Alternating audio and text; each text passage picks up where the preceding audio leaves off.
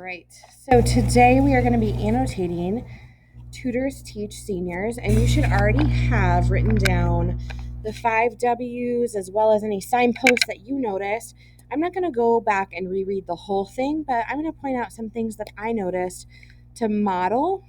And the reason that you wrote down the five W's, who, what, where, when, why, is so you know who is involved, what is happening, where is it happening, when, and why. So it leads you back to the purpose of the article and answering our essential question, what can one generation learn from another? So right away, looking at the background information, we see that modern technology allows us to easily connect with one another. People can instantaneously share photographs and have face-to-face conversation with friends and family, both down the street and on the other side of the world. However, technology changes so quickly that senior citizens often get left behind. So, looking at this background information, I know that instantaneously means right away. So, something that's kind of neat about technology is we're able to share things with our friends and family instantaneously. But the problem here, I notice the word however kind of shows us there's a conflict or a problem. And that kind of leads us to our why. What is the purpose of this article? Well, a lot of changes in technology lead senior citizens to feel incapable of learning new technology because it changes so fast. We look in paragraph 1 and we have a time, which would be our when, a week after Christmas. Many Americans would be a who, are trying to figure out how to use their high tech gadgets they get as Christmas presents. And this can be really challenging for seniors. But a number of programs across the country are finding just the right experts to help usher older adults into the digital age. For Pamela Knorr, that would be another who. Go ahead and label over here, of Bend, Oregon. Oregon is in the upper northwest. That would be a where. A light bulb went off. Okay, I know that's an aha moment. As she was trying to help her elder parents with a tech problem.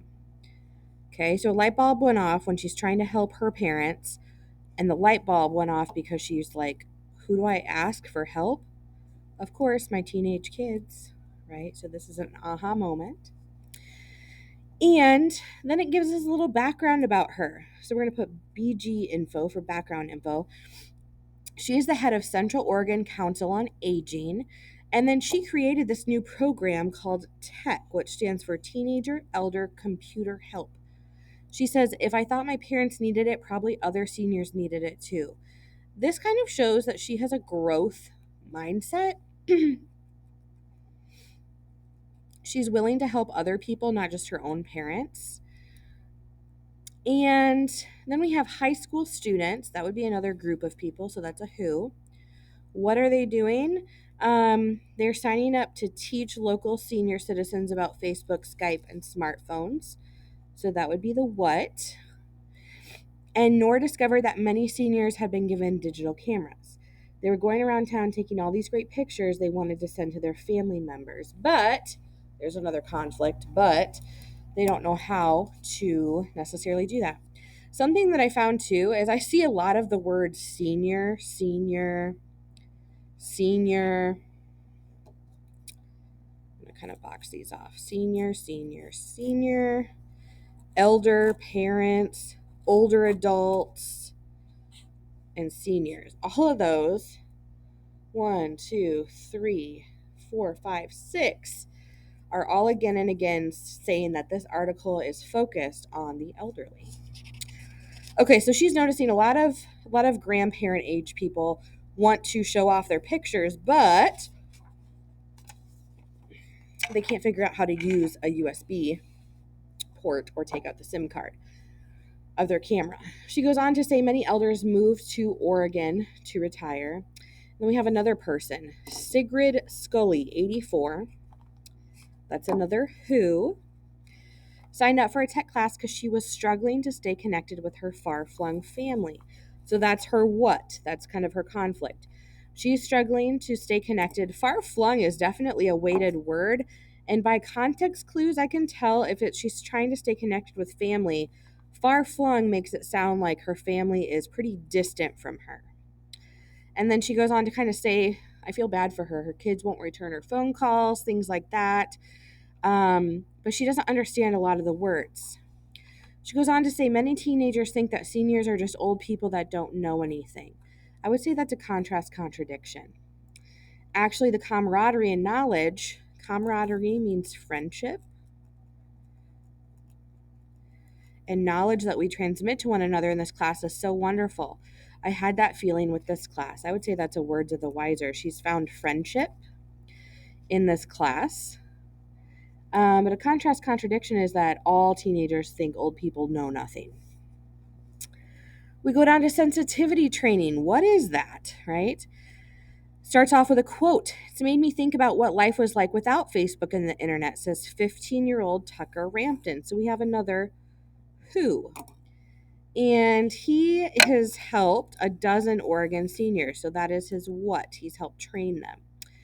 He's been surprised to have to explain email, something he thought everyone had mastered. That's a contrast contradiction because he assumed everyone knew email.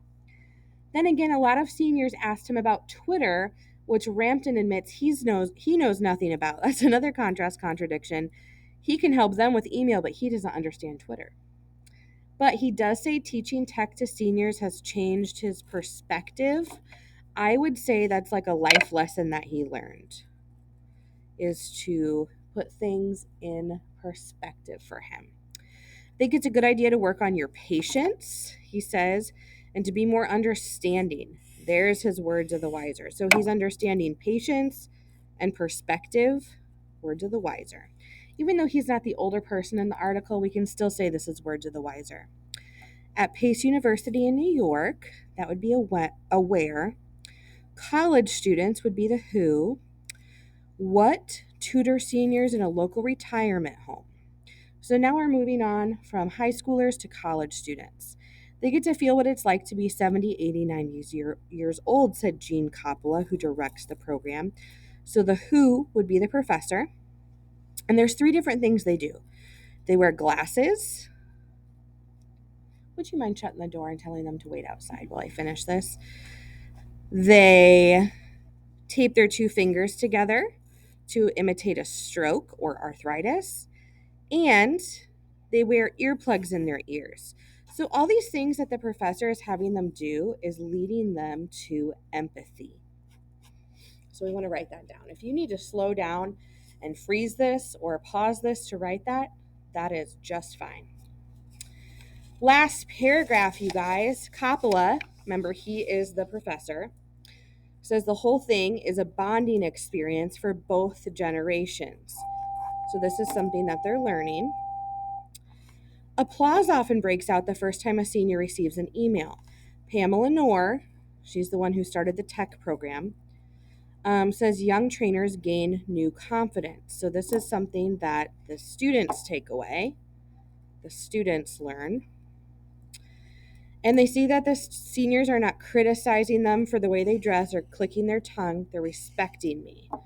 So they also earn respect of the elderly, which is a words of the wiser. And they become friends. I love that. Okay. So awesome. So honestly, I feel like the students are taking the most away from this compared to the adults. All right. Hopefully you have all this down and you can do it on your own next time.